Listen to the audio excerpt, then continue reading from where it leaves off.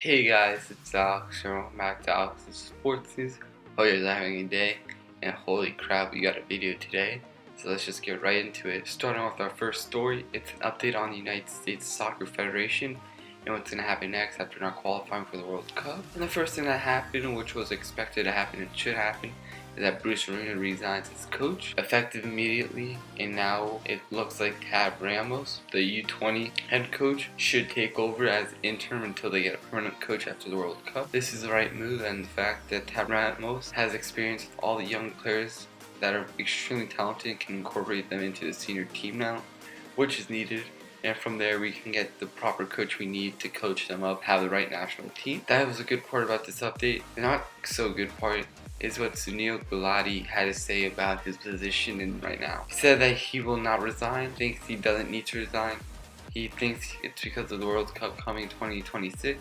He shouldn't resign, he should be focused on that. That is absolutely bullshit. I just can't agree with that. I don't like that statement. I don't believe what he said is right. I think he needs to go. But then again, there will be a re-election coming up, so hopefully he doesn't get re-elected. But let me know what you guys think about that. I think there's one thing they did right in this update, but one thing is not looking good so far. So now, hopefully they fix it. Now let's get into some of the scores of the day, starting with the MLB playoffs.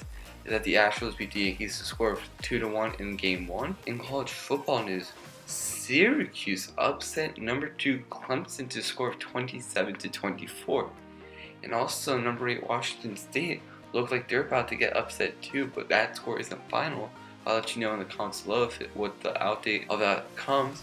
But damn, that came out of nowhere. In NHL news, we have the Capitals beating the Devils score of 5-2, and the Blue Jackets beating the Rangers score of 3-1. In League One news, we have Lyon beating Monaco to score of 3-2. Now let's get to some of our bigger stories of the day, starting with our second story.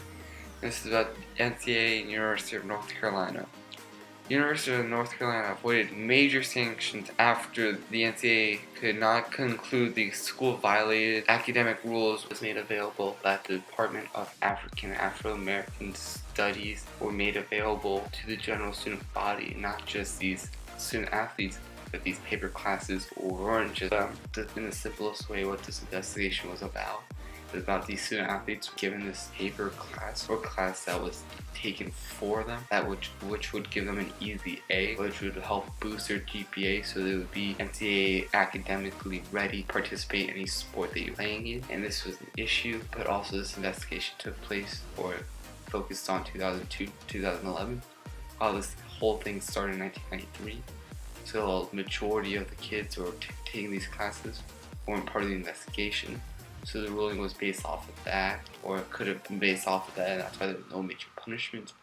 That's why there's an issue. That is not allowed, and it shouldn't be allowed. But like I said, this investigation started, or focused on 2002. It all started in 1993, so big difference between that. Over 3,100 students took place in this. So a lot of them were from 1993 to 2001. That's a big thing. However, Twitter and other social media sites did not take ease with this decision. Just go on there and you'll understand exactly what I mean. I don't agree with this because honestly the NCAA is going to give some shit to some guy who will get like $10 in lunch money and give him a crap ton of sanctions. But this is all about grades, and this is all colleges have no issues getting fake classes.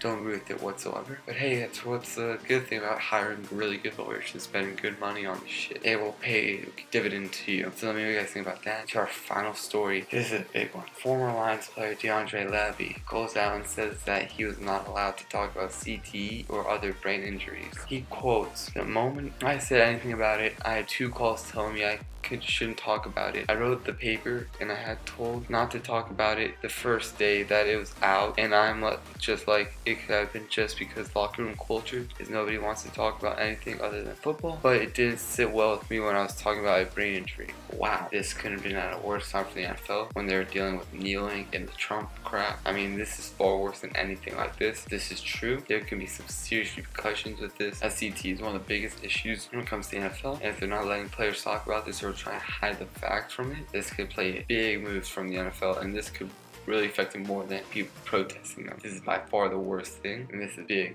I will try to give updates throughout the story because this is just brand new. I think that's something I'll be focused on in the weeks to come. Let me know what you guys think about that. That's gonna be today's video. If you guys like to subscribe, thank you guys for watching, and peace.